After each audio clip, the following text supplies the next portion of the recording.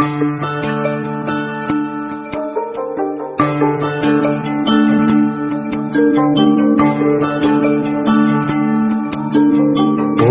नमस्ते गणपतये त्वमेव प्रत्यक्षं तत्त्वमसि त्वमेव केवलं कर्तासि त्वमेव केवलं धर्तासि त्वमेव केवलं हर्तासि त्वमेव सर्वं खल्विदं ब्रह्मासि त्वं साक्षादात्मासि नित्यं कृतं वच्मि सत्यं वच्मि अवत्वं मा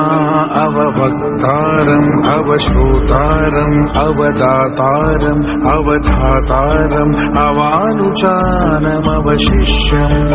अवपश्चातात् अवं पुरस्तात् अवोत्तरात्तात् अवदक्षिणात्तात् अवचोर्ध्वात्तात् अवोदरात्तात् सर्वतो मां पाहि पाहि समन्तात् त्वं वाङ्मयस्त्वं चिन्मयः त्वमानन्दमयस्त्वं ब्रह्ममयः त्वं सच्चिदानन्दाद्वितीयोऽसि त्वं प्रत्यक्षं ब्रह्मासि त्वं ज्ञानमयो विज्ञानमयोऽसि सर्वं जगदिदं त्वत्तो जायते सर्वं जगदिदं त्वत्तस्तिष्ठति सर्वं जगदिदं त्वयि लयमेष्यति सर्वं जगदिदं त्वयि प्रत्येति त्वं भूमिरापो नलो निलो नभः त्वं चत्वारि वाक्पदानि त्वं गुणत्रयातीतः त्वम् अवस्थात्रयातीतः त्वं देहत्रयातीतः त्वं कालत्रयातीतः त्वं मूलाधारस्थितोऽसि नित्यं त्वं शक्तित्रयात्मकः त्वं योगिनो ध्यानन्ति नित्यं त्वं ब्रह्मा त्वं विष्णुस्त्वं रुद्रस्त्वम् इन्द्रस्त्वम् अग्निस्त्वं वायुस्त्वं सूर्यस्त्वं चन्द्रमास्त्वं ब्रह्मा भूर्भुवस्सुवरो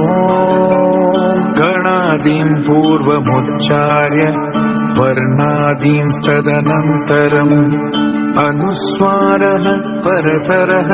अर्धेन्दुलसितं तारेण रुद्रम्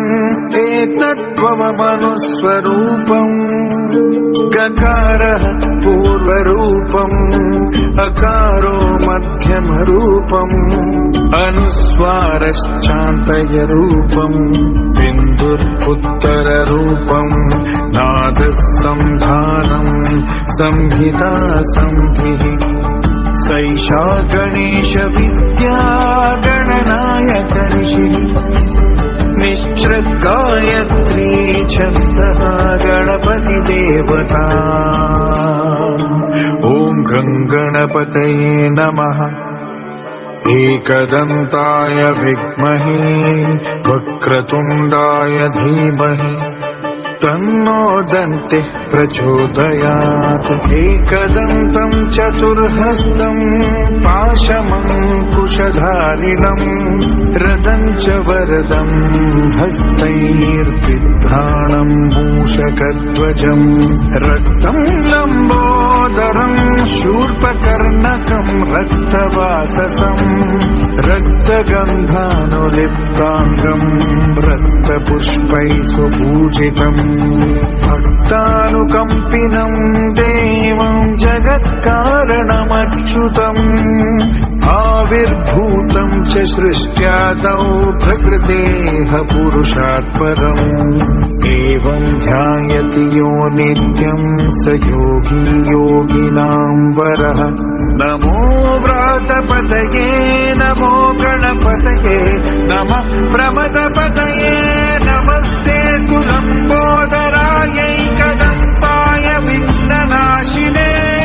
शिवसुताय वर्णमूर्तये नमः